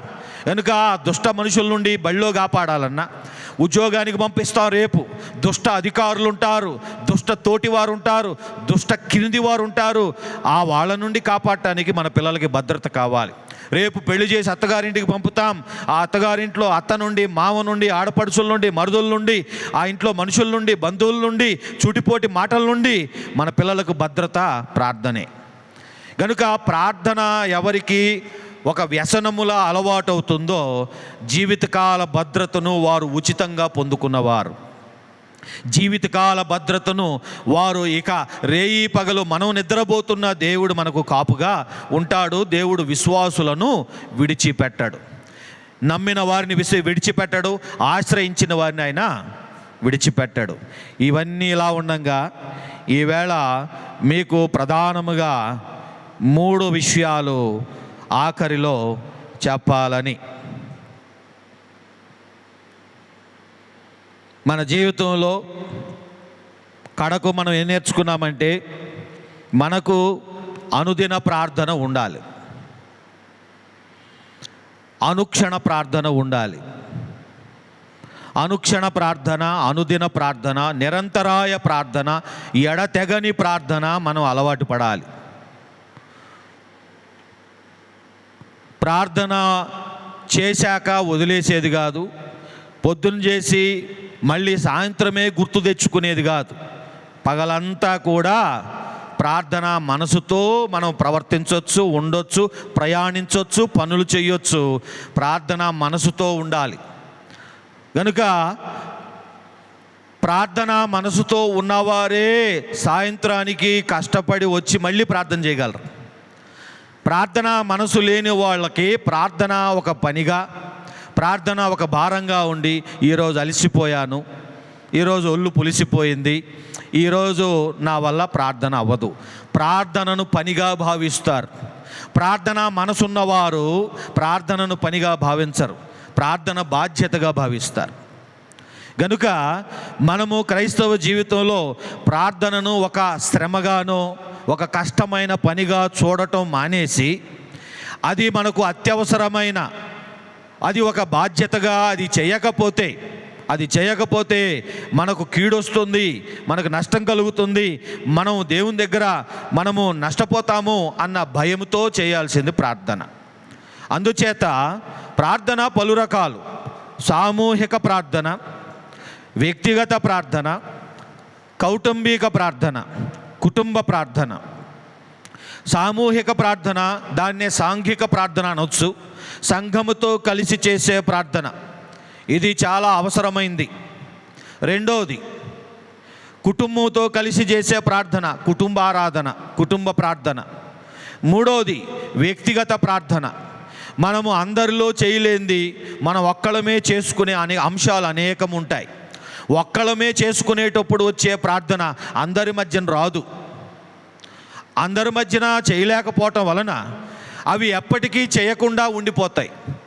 వ్యక్తిగతంగా ఏకాంతానికి వెళ్ళి ఒకసారి నోరు తెరవండి, కొత్త మాటలు వస్తాయి, కొత్త విషయాలు వస్తాయి. అవి ఎప్పటికీ రావు మామూలుగా, ఎందుకంటే మంది ఉన్నారు, మందిలో ఆ మాటలు చెప్పలేం, మనసులో ఉన్న మాట బయటికి రాదు.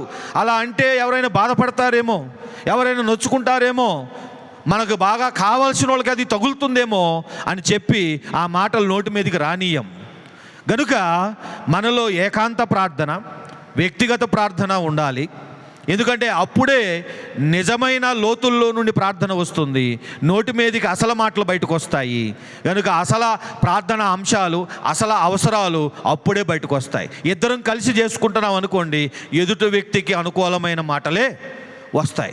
కుటుంబంతో కలిసి చేస్తున్నాం, సంఘము వినికిడిలో చేస్తున్నాం, అనుకూలమైన మాటలు వస్తాయి, అసలు విషయాలు దాగిపోతాయి. ఆ అలవాటు లేకపోవటం వల్ల ఆ అవసరాలు ఉన్నాయి కానీ ఎప్పటికీ వాటిని ప్రార్థనలో ఉచ్చరించం. అవి అలా రహస్యంగా కోరికలుగా మిగిలిపోతాయి, ప్రార్థనలుగా మారవు. గనుక మనలో ఏకాంత ప్రార్థన ఉండాలి, మనలో కుటుంబ ప్రార్థన ఉండాలి, మనలో సంఘ ప్రార్థన, సంఘముతో కలిసి చేసే ప్రార్థన ఉండాలి. ఈ మూడింటిని నిష్టగా మనం పాల్గొని పాటించాలి. ఈ మూడింటిలో అతి విలువైంది కుటుంబ ప్రార్థన. ఈ మూడింటిలో అతి విలువైంది, అతి ముఖ్యమైనది కుటుంబాన్ని మనము ఒక భక్తిలోకి నడపాలి. వ్యక్తిగత ప్రార్థన మీ మట్టుకే లాభం, సంఘ ప్రార్థన అందరికీ లాభం, కానీ కుటుంబ ప్రార్థన వచ్చే తరానికి లాభం, మీ పిల్లలకి లాభం, మీ కుటుంబ అవసరాలకు లాభం. కనుక కుటుంబ ప్రార్థన మనము ఎప్పటికీ మానకూడదు, లేకపోతే వెంటనే ప్రారంభించాలి. కుటుంబం అంతా కలిసి చుట్టూ కూర్చుని నోరు తెరిచి ప్రార్థన చేయడం, పసిపిల్లల వయసు నుండే, చిన్న వయసు నుండే పిల్లలకు ప్రార్థన నేర్పడం వలన అందరూ ప్రార్థనా పరులు అవటం వలన అందరూ విశ్వాసులు అవుతారు. అందరూ విశ్వాసులు అవటం వలన అందరూ రక్షించబడతారు. అందరూ రక్షింపబడటం వల్ల అందరిలోనూ పరిశుద్ధాత్మ దేవుడు ఉంటాడు. అందరిలో పరిశుద్ధాత్మ దేవుడు ఉండటం వలన అందరికీ అద్భుతాలు జరుగుతాయి, అందరికీ ఆశ్చర్యకార్యాలు జరుగుతాయి. ఒక్కరే ప్రార్థించడం వల్ల బరువు బాధ్యత అంతా ఒకరి మీద పడి మిగతా వారి పని కూడా మీరే చేయాల్సి ఉంటుంది.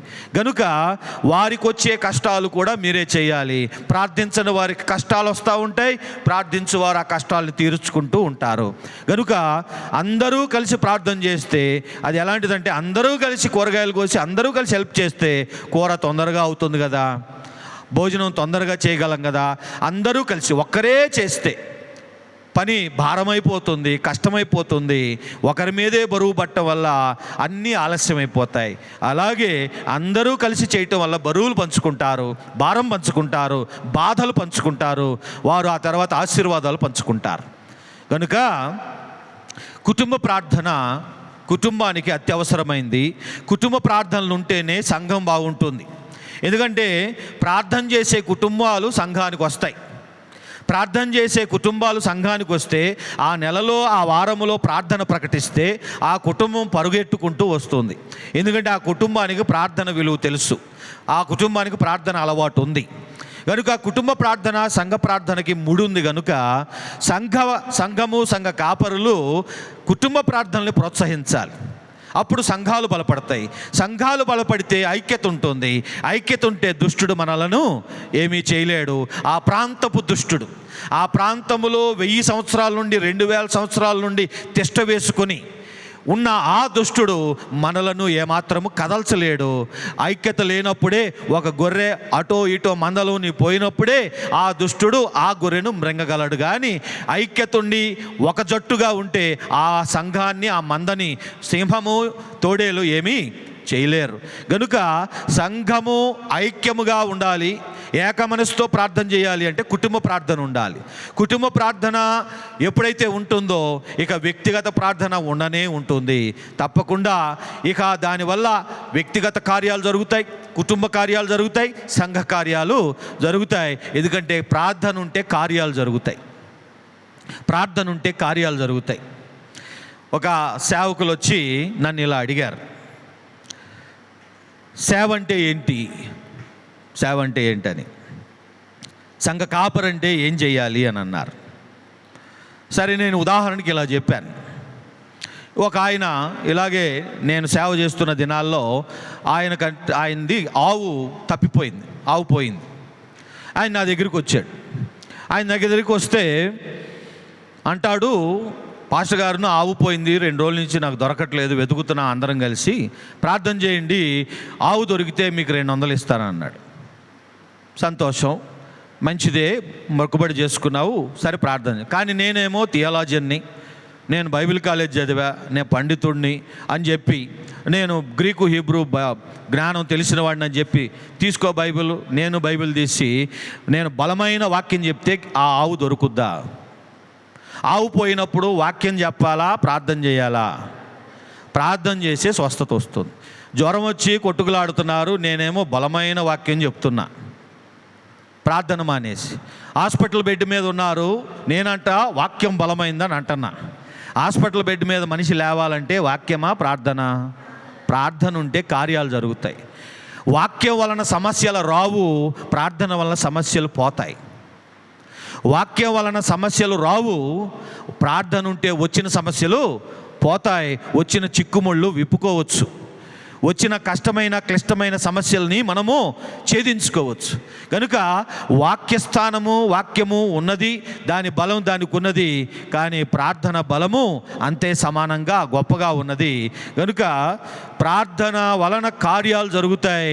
ప్రార్థన లేకపోతే సంఘంలో కార్యాలు జరగవు.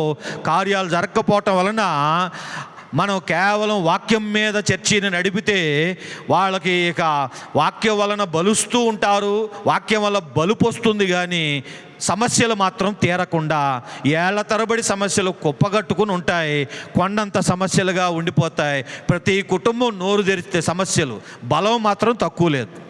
ఎందుకంటే వాక్యం మాత్రం బచ్చి పాలులాగా పోస్తున్నాం, బలం వచ్చేస్తుంది. కానీ సమస్యలు తీర్చుకోలేకపోతున్నారు. ఎందుకంటే ప్రార్థన అలవాటు లేదు, ప్రార్థనలు చేయలే, ప్రార్థనలు పెట్టలేదు, ప్రార్థనలు ప్రకటించలేదు, ప్రార్థన పెడితే ఎవరు రాలేదు. కనుక ప్రార్థన లేని కుటుంబాల్లో, ప్రార్థన లేని సంఘములో కార్యాలు జరగవు. ఎంత ప్రార్థన చేస్తున్నా మన జీవితంలో రెండు కాదు 3 తప్పని సమస్యలు వస్తాయి. మొదటి సమస్య ఏంటంటే, ఎంత ప్రార్థన చేస్తున్నా మన మొదటి సమస్య ఇలా జాగ్రత్తగా పలుకుతున్నాను చూడండి. జరగవలసినది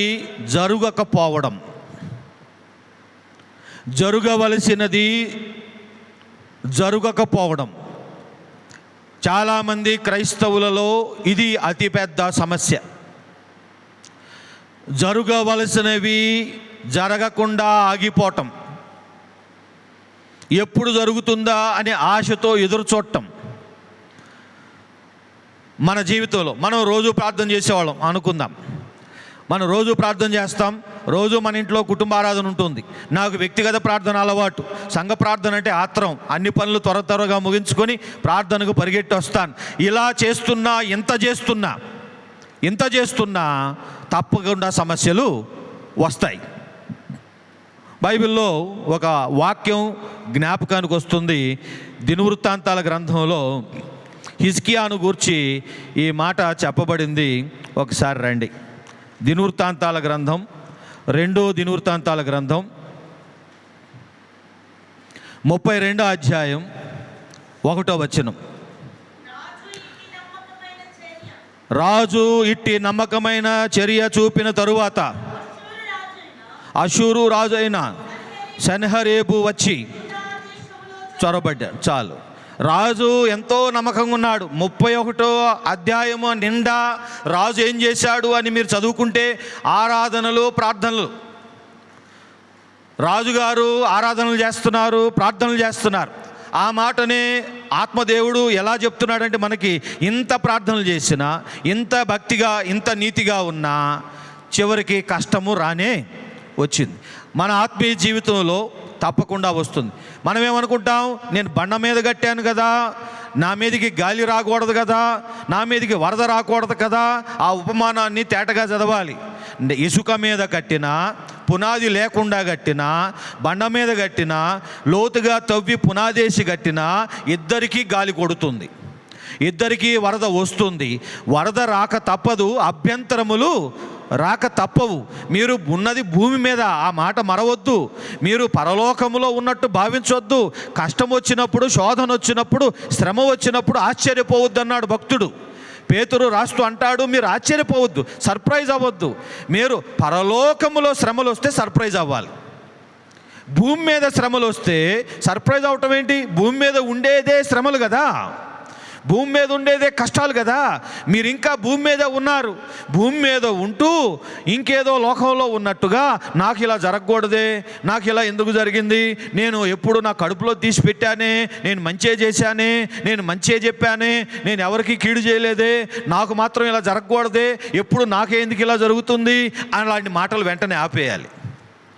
కష్టం వచ్చిందా, శ్రమ వచ్చిందా, ఆశ్చర్యపోవద్దు. ఎందుకంటే ఇది భూలోకం. మీరు ఇంకా ప్రాణంతో భూమి మీద ఉన్నారు, మీరు చచ్చి పరలోకానికి పోలా. కనుక కష్టాలు ఆగిపోయేది, శ్రమలు ఆగిపోయేది పరలోకములో. అక్కడ ఆకడి ఉండదు, దప్పిగా ఉండదు. మన ప్రతి బాష్ప బిందువును దేవుడు అప్పుడు అక్కడ తుడిచేస్తాడు, ఇక్కడ కాదు. ఇక్కడ ఉంటాయి అభ్యంతరములు, ప్రభువు నమ్ముకున్నా కూడా వస్తాయి. వారు నన్ను ద్వేషించరు గనుక మిమ్మును కూడా ద్వేషించురు అని ప్రభు ముందుగా ప్రవచించారు. కనుక మనకు అభ్యంతరములు వస్తాయి, కానీ ఎవని వలన కలుగునో వానికి శ్రమ. ఎవని వలన వస్తాయో వాడి మెడలో తిరుగుటరాయి కట్టబడి సముద్రంలో వేయబడుట అతనికి మేలని వాక్యం చెబుతోంది. కనుక శ్రమ వచ్చినప్పుడు ఆశ్చర్యపోవద్దు. ఎంత భక్తిగా, విశ్వాసముగా, ప్రార్థనాపూర్వకంగా ఉన్నా శ్రమలు తప్పక వస్తాయి, శోధనలు తప్పక కలుగుతాయి. ఇది భూమి. మనం ఇంకా ఈ భూకాలములో ఉన్నాం. రేపు క్రొత్త భూకాలముకి వెళ్ళాక ఈ శ్రమలన్నీ ఆగిపోతాయి. ఈ శ్రమలన్నీ మన యొక్క ప్రతి కంటి బాష్ప బిందువును ఆ రోజు ఆయన తుడిచేస్తాడు. మన ముఖం మీద ఉన్న ముసుగును తీసేస్తాడని వాక్యం చెబుతోంది. గనుక శ్రమలు వస్తాయి. మొట్టమొదటిది ఏంటంటే ఈ శ్రమ ఎవరికి చెప్పుకోలేని శ్రమ. జరగాలి, సమయం దాటిపోతుంది, వయసు అయిపోతుంది, ముదిరిపోతున్నాము, కాలం దాటిపోతుంది. వయసు దాటితే కొన్ని ఉద్యోగాలు రావు, వయసు దాటితే కొన్ని పరీక్షలు రాయలేము, వయసు దాటితే కొన్ని గ్రూప్ ఎగ్జామ్స్, కొన్ని నేషనల్ ఎగ్జామ్స్, కొన్ని స్టేట్ ఎగ్జామ్స్ రాయలేము. వయసు దాటిపోతున్నాం, కార్యాలు జరగట్లేదు, ఉద్యోగం రావట్లేదు, కష్టపడ్డాము, చదివాము, వయసు దాటిపోతుంది, పెళ్ళి అవ్వట్లేదు, పెళ్ళి అయిపోయింది, టైం అయిపోతుంది, పిల్లలు కలగట్లేదు. జరగవలసినవి ఇవి మనకు జరగాలి, కానీ ఆగాయి. ఎందుకో ఎవరో బ్రేక్ వేసినట్టుగా, ఎవరో దాన్ని ఆపేసినట్టుగా, ఎవరో దానికి అడ్డం వచ్చినట్లుగా అందరికీ జరిగిపోతున్నాయి. నిన్న మొన్న చేసుకున్న వాళ్ళకి చిట్టుకొని జరిగిపోతుంది, నిన్న మొన్న వయసు వచ్చిన వాళ్ళకి చిట్టుకొని జరిగిపోతుంది. వాళ్ళందరూ ముందుకు వెళ్ళిపోతున్నారు, మనది ఆగిపోయింది. ఆ శ్రమ ఎవరికి చెప్పుకోలేని శ్రమ. అంతా బాగుంది. ఆ శ్రమ ఎలాంటిదంటే లోకం దృష్టిలో శ్రమే కాదు, కానీ అది శ్రమే. దానివల్ల వచ్చే నిందలు తట్టుకోలేం, దానివల్ల వచ్చే విమర్శలు అసలు తట్టుకోలేం. ఉద్యోగం రాలేదంటే ఇంట్లో వాళ్ళు కాకుల్లాగా పొడుస్తారు, పిల్లలు పుట్టలేదంటే అందరూ కలిసి కాకుల్లా పొడుస్తారు. కనుక ఉద్యోగం రావట్లేదు, పిల్లలు కలగట్లేదు, మనం పైకి ఎదగలేకపోతున్నాం, ర్యాంక్ రావట్లేదు, ఎన్నిసార్లు పరీక్షలు రాసినా ఫెయిల్ అవుతున్నాం, ఎందుకు అందరూ ముందుకెళ్ళిపోతున్నారు, మనకు ఆగిపోతుంది అనే శ్రమ. ఇది భరించలేని శ్రమ. అన్నిటికంటే నేను ఆడపిల్లల తల్లిదండ్రుల విషయంలో గమనించింది, ఆ పిల్ల వయసు వచ్చేసింది, ఇంకా ఋతుస్రావం ప్రారంభం కాలేదు, ఋతుకాలం ప్రారంభం కాలేదు, ఇంకా రక్తస్రావం జరగలేదు, ఇంకా పెద్ద మనిషి అవ్వలేదు. అందరు పిల్లలు అయిపోయారు, మన పిల్ల ఒకతే బంధువుల్లో ఉండిపోయింది, మన పిల్ల ఒకతే చర్చిలో ఉండిపోయింది, మన పిల్ల ఒకతే వీధి మొత్తంలో, క్లాసు మొత్తంలో ఉండిపోయింది.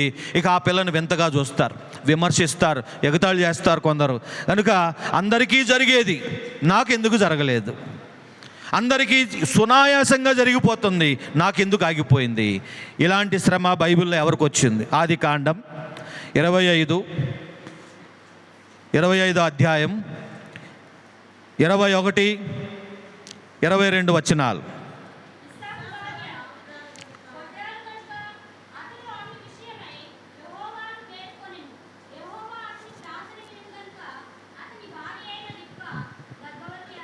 చాలు. జరగవలసింది జరగకపోతే మన పితరుల్లో ఒక శ్రేష్టమైన పితరుడు ఇస్సాకు మనకు ఒక మాదిరి చూపించాడు. జరగవలసింది జరగకుండా ఎన్నేళ్ళు ఆగిపోయింది. ఆయనకి పెళ్ళయింది ఏ వయసులో, పిల్లలు పుట్టింది ఏ వయసులో. ఆయనకు పెళ్ళైనప్పుడు ఇస్సాకు వయసు 40, పిల్లలు పుట్టినప్పుడు ఇస్సాకు వయసు 60. ఎన్నేళ్ళు ఆగిపోయింది కార్యం? 20 సంవత్సరాలు. ఇస్సాకు త్రాగుబోతా, తిరుగుబోతా, లోకానుసారుడా, ఆయన నిబంధన జనం, ఆయన వాగ్దాన పుత్రుడు, ఆయన అద్భుత పుత్రుడు, ఆయన ఒక సారా వంటి ఒక మృతతుల్యమైన గర్భములో అద్భుతంగా పుట్టినవాడు. అలాంటి బిడ్డ, శ్రేష్టమైన బిడ్డ, అందరికీ పిల్లలు కలుగుతున్నారు. బహుశా ఆయన దగ్గరున్న దాసులకు కూడా పిల్లలు కలుగుతున్నారు. అందరూ వచ్చి ఈయనతోనే పేరు పెట్టించుకుంటున్నారు, అందరూ ఈయనతోనే కేక్ కటింగ్ చేయించుకుంటున్నారు, అందరికీ బర్త్డే లీనే చేస్తున్నాడు. వీళ్ళిద్దరికి మాత్రం లేదు గర్భఫలం. ఆ విధంగా చూస్తూ ఉంటే చాలా వేదనగా ఉంటుంది. అప్పుడు ఆయన చూపి మనకు నేర్పుతున్న ఒక మంచి మార్గం ప్రార్థన. హన్నాను తీసుకోవచ్చు, కానీ నేను ఇస్సాకును తీసుకున్న కారణం ఉంది. హన్నాకు కూడా జీవితంలో పెనిన్నాకు జరిగింది, తనకు జరగకుండా ఆగిపోయింది. అది ఎట్లా ఉందంటే, అక్కకు జరిగింది చెల్లికి ఆగిపోయింది, లేదా చెల్లికి జరిగిపోతుంది అక్కది ఆగిపోయింది. ఏదో ఎవరికో ఏదో జరగాలి, తోబుట్టులో ఒకరికి ఆగిపోయింది. ఇక్కడ ఇస్సాకు మహాకార్యం ఆగిపోయింది. మరి ఇది ఎట్లా చేసుకోవాలి? హన్నా ప్రార్థించి జరగవలసింది ఆగిపోతే దాన్ని జరిగించుకుంది. ఇస్సాకు ప్రార్థన చేసి ఆగిపోయిన దాన్ని జరిగించుకున్నాడు. కనుక ఆగిపోయినవి జరగాలంటే అవి మన ప్రార్థన యొక్క మొదటి అరలో, పై అరలో ఉండాలి. అవి మొదట అరలో ఉండాలి. మనం వాటి కొరకు అనుదినము ప్రార్థన చెయ్యాలని దాని అర్థం. దాని విషయంలో విసుగు చెంది ప్రార్థన మానేయమని మాత్రం కాదు. ఇది జరగదు, ఇక ఇది అయ్యేది కాదు అని అవిశ్వాసం, నిస్పృహ తెచ్చుకునేది కాదు. మీరు విసుకక మీరు ప్రార్థన చేయాలని ప్రభు చెప్పారు. కనుక ఇస్సాకు ప్రార్థన చేశాడు. అయితే ఇందులోనే ఒక సమస్య. మనమేమో అడుగుతూ ఉంటాం, ఉపవాసాలుండి అడుగుతాం, తీర్మానాలుండి అడుగుతాం, మనం మొక్కుబడులు చేసుకుని అడుగుతాం, ఎంతో గోజాడి అంగలార్పు ప్రార్థన చేసి దేవుణ్ణి కేకలు వేసి ప్రార్థన చేసి అడుగుతాం. దేవుడు చివరికి ఇస్తాడు. ఆ ఇచ్చిన దాంట్లో మళ్ళీ కొత్త సమస్యలు వస్తాయి. పెళ్ళి అడిగాం, పెళ్ళి ఆగిపోయింది, 10 ఏళ్ళ నుంచి పెళ్ళి జరగట్లా, పెళ్ళయిన తర్వాత కొత్త సమస్యలు స్టార్ట్ అయినాయి. మీకు తెలియదు, పెళ్ళైతే సమస్యలు తీరతాయి అనుకుంటారు, కానీ పెళ్ళైతే సమస్యలు స్టార్ట్ అవుతాయి. అందుకనే నేను ఎప్పుడు అంటాను, పెళ్ళి అవ్వదు, పెళ్ళి స్టార్ట్ అవుతుంది. ప్రభు వచ్చేదాకా పెళ్ళి జరుగుతూనే ఉంటుంది, రోజు పెళ్ళే. గనుక పెళ్ళే సమస్య అనుకుంటాం, కానీ పెళ్ళైతే వచ్చే సమస్యలు ఏం చేస్తారు? గర్భం వస్తే చాలు అనుకుంటాం, కానీ రెబెక్కమ్మకు గర్భం వచ్చింది, సమస్య తీరినట్టు ఉంది, కానీ గర్భములో సమస్యలు వచ్చాయి. సమస్య తీరింది, ఇది పరిష్కారం అంటే పరిష్కారములో నుండి కొత్త సమస్యలు వస్తున్నాయి. ఇప్పుడు రెబెక్కమ్మ, ఇస్సాకు వాళ్ళ జీవితానికి పరిష్కారం ఏంటి? గర్భఫలం. గర్భవతి అయితే చాలు. సరే, ఈవిడ గర్భవతి అయి సమస్య పరిష్కారం అయిపోయింది అనుకున్నారా? గర్భములో నొప్పులు స్టార్ట్ అయిపోయినాయి, గర్భములో పెనుగులాటలు స్టార్ట్ అయిపోయినాయి. 22వ వచనంలో ఆవిడేం చేసింది? దానికి కూడా అది. అప్పుడు యెహోవా ఆమెతో మాట్లాడి ప్రవచనం, వాగ్దానం పొందుకుంది. గనుక ప్రియులారా, జరగవలసింది ఆగిపోయింది, అది కావాలి కావాలి అని మనం దేవుని దగ్గర గోజాడతాం. ఉద్యోగం కావాలంటాం, ఉద్యోగం వచ్చిన దగ్గర నుంచి అది దూరంగా ఉంటుంది. 3 బస్సులు మారాలి, మరి ఆ సమస్య ఎట్టగా? ఉద్యోగం వచ్చిన దగ్గర నుంచి అక్కడ మనుషులు మంచోళ్ళు కాదు, టైమింగ్ సెట్ అవ్వట్లేదు, అక్కడ వాతావరణం సరిలేదు, మరి ఆ సమస్యలు ఏం చేస్తారు? గర్భం కావాలన్నారు, గర్భం వస్తే డాక్టర్లు ఏమో రకరకాల సమస్యలు చూపిస్తున్నారు. నీకు బీపీ ఉందమ్మా, నీకు షుగర్ వచ్చేసిందమ్మా, నీకు అడ్డం తిరిగిందమ్మా, పేగు చుట్టేసుకుందమ్మా, ఇక మనల్ని డాక్టర్లు కంగారు పెడతారు. సమస్య పరిష్కారం అయింది అనుకున్న కొద్ది రోజుల్లోనే ఆ పరిష్కారంలోనే సమస్యలు వస్తాయి. పెళ్ళి అవ్వదు అనుకుంటే పెళ్ళయింది, ఎన్నో ప్రార్థనలు చేస్తే పెళ్ళయింది, కానీ పెళ్ళైన దగ్గర నుండి కొత్త సమస్యలు స్టార్ట్ అవుతాయి. కొత్తగా ఉంటుంది, ఆ మనుషులు మనం అలా ఊహించలేదు. మరి ఆ సమస్యలకి ఏం చేయాలి? దానికి కూడా ప్రార్థన వలన అడిగిన దానిలో సమస్యలు ఉండదు అనుకోవటం మన పొరపాటు. నేను ప్రార్థించి పొందుకున్నాను, సమస్యలు ఉండవు అనుకోవద్దు. ప్రార్థించి పొందుకున్న గర్భమే ఇది. ప్రార్థించి పొందుకున్న గర్భంలోనే సమస్యలు వచ్చాయి. ఆ సమస్యను కూడా ప్రార్థనతోనే ఛేదించాలి. కనుక మన మొదటి పాఠం, జరగవలసింది ఆగిపోతే ప్రార్థన చేసి దాన్ని జరుపుకోవాలి. రెండవది, మన జీవితంలో రెండవ సమస్య, జరగకూడనిది జరుగుతుంది. జరగకూడనిది జరుగుతుంది. జరగవలసింది జరగలేదన్న బాధ తీరిందో లేదో, జరగకూడనివి జరుగుతూ ఉంటాయి. ఉదాహరణ, యెషయా గ్రంథం 38వ అధ్యాయం మొదటి 5 వచనాలు. హిజ్కియా, ఆయన రాజ్యము ఇక చుట్టుపక్కల సాటి లేనట్టుగా సాగుతూ ఉంది. ఆయన పెద్ద యుద్ధాలు గెలిచి పెద్ద శత్రువులను సంహరించి ఆయన జీవితంలో ముందుకు దూసుకెళ్ళిపోతున్నాడు. అంతా బాగుంది అని అనుకుంటున్నప్పుడు ప్రవక్త వస్తాడు. నీవు మరణమవుచున్నావు, నువ్వు బ్రతకవు. యెషయా చెప్పిన ఆ మాట మనం జాగ్రత్తగా గ్రహించాలి. నువ్వు చనిపోతున్నావు, నువ్వు బ్రతకవు గనుక ఇల్లు చక్కబెట్టుకో అంటే ప్రార్థన చేయమని కాదు.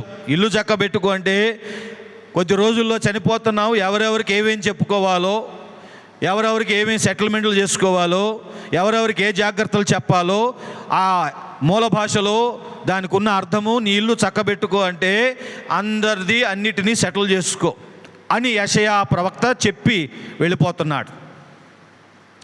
జరగకూడనిది జరుగుతుంది. మరణకరమైన రోగము వచ్చింది.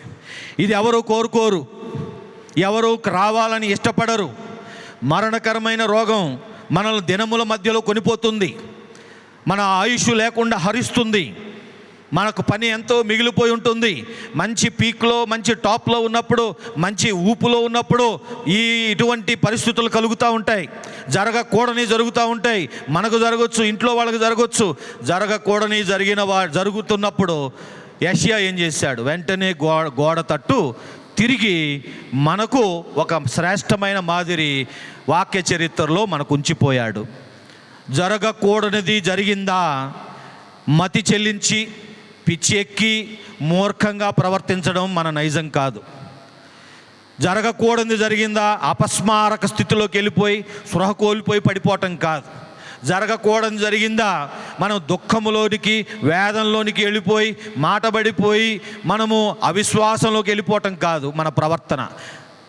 జరగకూడనిది జరిగినప్పుడు మనం కోరుకుని మనము చేయవలసిన శ్రేష్టమైన ప్రవర్తన ప్రార్థన. ప్రార్థించాడు, స్వస్థపరచబడ్డాడు. ఆఖరి మూడవ సమస్య. ఎంత భక్తి చేసినా, ఎంత ప్రార్థన చేసినా మనల్ని వెంటాడుతూ వచ్చేది ఒకటి. మూడవది ఊహించని చిక్కులు. కొన్ని జరగాల్సినవి జరగవు, కొన్ని జరగకూడనివి జరుగుతూ ఉంటాయి. మనము మన వాళ్ళు ఎవరో ఊహించని సమస్యలు కొన్నిసార్లు జరుగుతాయి. ఊహించని చిక్కులు. మనం కొన్ని ఊహిస్తాం, కొన్ని జరుగుతాయనుకుంటాం, ముందే వాటికి సిద్ధపడతాం. కొన్ని జరగట్లేదు, మనకు అవి తెలుసు.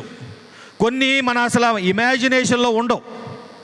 ఇలాంటిది అసలు ఎప్పుడు మనకు జరుగుతుందని మనం అసలు అనుకోలేదు. మనకి ఇలా జరుగుతుందని అసలు ఊహించలేదు, మన కల్లో కూడా ఊహించలేదు. కొన్నిసార్లు అలాంటివి కూడా సంభవిస్తాయి. అలాంటిది పౌలు భక్తునికి సంభవించింది. అపోస్తుల కార్యం 16వ అధ్యాయం 23 నుండి 26 వచనాలలో ఆయన చెరసాలలో పడ్డాడు, మనుషుల చేతిలో పడ్డాడు. ఎవరో జైలుకి వెళ్ళాలని ఊహించరు. అది మంచి పని చేస్తూ, అది దేవుని పని చేస్తూ, నీతి పని చేస్తూ, ఏ తప్పు చేయకుండా ఊహించని చిక్కులో పడ్డాడు. ప్రభు సువార్త చెబుతున్నందుకు చెరసాల్లో వేస్తారు అని ఊహించుండరు. మంచి మాటలు చెప్పినందుకు దెబ్బలు పడతాయి అని ఊహించుండం. అక్కడంట 23వ వచనంలో చాలా దెబ్బలు కొట్టి చెరసాల్లో వేసి వాళ్ళకి చెరసాల లోనికి త్రోసి, 24వ వచనంలో కాళ్ళకి బోండ వేసి మధ్యరాత్రి వేళ వాళ్ళు ఏం చేస్తున్నారు?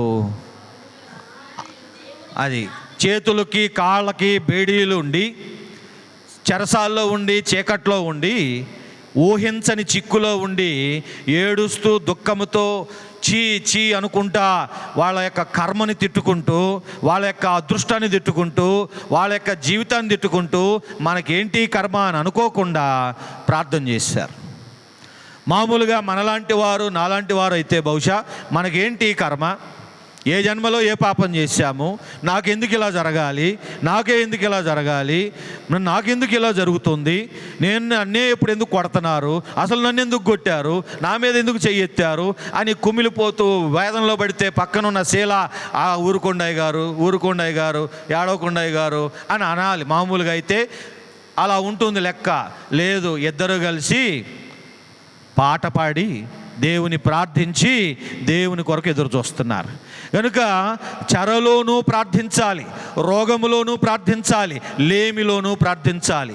ఇస్సాకు లేమిలో ప్రార్థించాడు, హిజ్కియా రోగములో ప్రార్థించాడు, పౌలు శీల చెరలో ప్రార్థించారు. కనుక ఎట్టి పరిస్థితుల్లోనైనా ప్రార్థనే చేయాలి అని మనం నేర్చుకున్నాం. లేమిలోనూ ఏదైనా లేకపోతే జరగకపోతే ప్రార్థనే చేయాలి, జరగకూడదు రాకూడదు వచ్చినా ప్రార్థనే చేయాలి. రోగము మహాభయంకరమైన రోగము, మరణకరమైన రోగం, నొప్పి ఉంటుంది, బాధ ఉంటుంది, బాధలోనూ ప్రార్థన చేశాడు, నొప్పిలోనూ ప్రార్థన చేశాడు హిజ్కియా. వాళ్ళు దెబ్బలతో కొట్టారు, వాళ్ళు చేతులకి బేడీలు వేసి చెరలో వేశారు. ఆయన మరి బందీగారంలో ఉన్నాడు, దెబ్బలు తినున్నాడు. రోమీలు మామూలు దెబ్బలు కొట్టరు, గట్టి దెబ్బలే కొడతారు. ఆ దెబ్బలకి నొప్పి ఉంటుంది, వేదన ఉంటుంది. దెబ్బలు తింటే మరి మీకు తెలుసో లేదో, నేను దెబ్బలు తిన్నాను. దెబ్బలు తింటే సువార్త ప్రకటిస్తే వచ్చే దెబ్బల వల్ల నోరు పడిపోతుంది, కాసేపు ఊపిరాడదు, కాసేపు వణుకుతుంది, నాలుక ఆడదు, మాట రాదు. ఆ సమయంలో ఎవరైనా ఏదైనా అడిగితే వాళ్ళు ఏం అడుగుతున్నారో దానికి ఏం జవాబు చెప్పాలో కాసేపటి వరకు అర్థం కాదు, అయోమయం ఉంటుంది, ఎక్కడెందుకు ఉన్నామనిపిస్తుంది, అసలు ఏం జరిగిందనేది కూడా అర్థం కాదు. దెబ్బలు తిన్నప్పుడు అలా ఉంటుంది. నాకు అలా జరిగింది. కనుక అలాంటి దెబ్బల్లో, అలాంటి నొప్పిలో, బాధలో, కంగారులో, వణుకులో ఈయనకి ప్రార్థనా తలంపు వచ్చింది. ప్రార్థన ఎప్పుడైనా చేయొచ్చేమో కానీ చెరలో ప్రార్థన రాదు. కానీ చెరలోనూ ప్రార్థన చేశారు. ఈ చెర ఊహించని చిక్కులు. మన జీవితంలో ఎప్పటికీ అలాంటిది మనకు రాదు, మనకు జరగదు అనుకున్నప్పుడు కూడా మనం ఈరోజు నేర్చుకోవాల్సింది ప్రార్థనే. పౌలు వంటి వాడు యోనా మనకున్నాడు, చేప గర్భంలో పడ్డాడు, అక్కడ ఆయన ప్రార్థనే చేశాడు. కనుక ఊహించని చిక్కుల్లో పడ్డప్పుడు ప్రార్థన మనకు దారి. కనుక ప్రియమైన దేవుని బిడ్డలారా, ఒక్కొక్క మాట దాదాపు 2 మార్లు మీకు చెప్పాను. ఈ మాటలు చాలా అనేక మంది వినుంటే బాగుండేది. కొద్దిమందిగా మీరు ఉండి ఈ మాటలు మీరు విన్నారు. మీరు వెళ్ళి మరి అనేక మందికి చెప్పి, మీ కుటుంబానికి చెప్పి, మరి అనేకులను ప్రార్థనలోనికి నడిపించవలసిందిగా మనవి చేస్తున్నాను. మీ కుటుంబాలను బ్రతిమాలి కుటుంబ ఆరాధనలు ప్రారంభించుకోండి. కుటుంబ ఆరాధనలు చాలాసార్లు ఆగిపోవటానికి కారణం ఏంటంటే కుటుంబంలో అలుగుడు ఉండటం వలన, కుటుంబంలో గొడవలు ఉండటం వలన, ఒకళ్ళు చూసుకోవటానికి ఇష్టం లేకపోవటం వల్ల ఆరాధనలో కూర్చోవాలంటే ఆ ఇష్టం లేనివాడు ముఖమే ఎదురుగా కూర్చొని చూడాలి. అది నచ్చక ప్రార్థనకు రారు. ఎందుకంటే పొద్దున పోట్లాడుకున్నారు, సాయంత్రం ప్రార్థన చేయాలి. పోట్లాట ఉన్న ఇంట్లో ప్రార్థన జరగదు, ప్రార్థనలు ఆగిపోతాయి. కనుక ఎవరింట్లో గొడవలు, తగాదాలు, పోట్లాట్లు, పాపాలు ఉంటాయో వాళ్ళు ప్రార్థనకు రాలేరు. రెండో కారణం, ప్రార్థనలు ఆగిపోవటానికి అనుభవపూర్వకంగా అనేక కుటుంబాల్లో ప్రార్థనలు ఆగిపోవటానికి కారణం ఏంటంటే ప్రార్థనను పాడు చేయటం. ప్రార్థన ఎలా పాడు చేస్తారు? ఆ వాక్యం పేరుతో ఆ ఇంటి యజమాని బైబిల్ తీసి ఆ రోజే నేను బిల్లీ గ్రాహం అని అంటాడు. ఆయనకి ఆ రోజే ఆత్మ నడిపింపు బలంగా ఉంటుంది, గంటన్నర వాక్యం చెప్తాడు. పిల్లలకేమో రేపు పరీక్షలు ఉన్నాయి, చదవాలి, హోంవర్కులు రాయాలి, పొద్దున్నే లెగాలి. ఈ మనిషి ఏమో ఆత్మ బట్టి మనల్ని వదలట్లా. కుటుంబ ప్రార్థన అది మహాసభ కాదు.